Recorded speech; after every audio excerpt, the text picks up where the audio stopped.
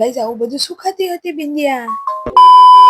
જય માતાજી મહાદેવ મિત્રો, વેલકમ બેક ટુ મિસ્ટર અને મિસિસ વાલામીની બ્લોગ. ગાઈઝ મારા હસબન્ડનો બર્થડે હતો એટલે બહાર જવાનું હતું. છે બર્થડે બ્લોગ પાર્ટ 1 એટલે આપણે નીચે જઈને બધું કામ હટાહટી કરી નાખ્યું. પછી હું મંદિર જતી હતી, ત્યાં જઈને બધા ભગવાનના દર્શન કરી લીધા. પછી અમે બધા રિસોર્ટમાં જવા માટે નીકળી ગયા હતા. મારા હસબન્ડ ને મારા ભાઈ આગળ બેઠા હતા. હું, બિંદિયા, બિંદિયાની બેન અને પૂજા અમે બધા પાછળ. પછી મારા હસબન્ડે ડાયરેક્ટ પેટ્રોલ પંપમાં ગાડી ઉભી રાખી કે ગાડીમાં પેટ્રોલ તો પુરાવું પડે ને.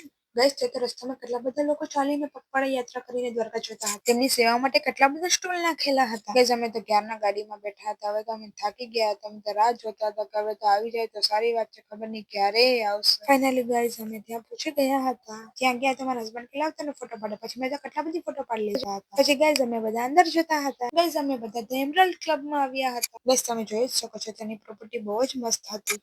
અમે બધા સ્વિમિંગ પુલ બાજુ જતા હતા. ગાઈઝ સ્વિમિંગ પુલ બાજુ જવાનો ગેટ હતો. ગાઈઝ આ મિની સ્વિમિંગ પુલ હતો. ગાઈઝ નાનો સ્વિમિંગ પુલ બાળકો માટે હતો અને આ મોટો સ્વિમિંગ પુલ હતો તે બધા મોટા લોકો માટે હતો. મારા હસબન્ડ બગડી ગયેલા સ્પીકરને હરખો કરતા હતા અને ફાઇનલી સ્પીકર સ્ટાર્ટ થઈ ગયો હતો. મારા પતિદેવ એકલા વિડીયો લેતા હતા. મેં કીધું મારા હોવા છતાં તમે એકલા વિડીયો લઈ જ કેમ શકો. પછી અમે કપડાં ચેન્જ કરવા માટે ચેન્જિંગ રૂમમાં ગયા હતા.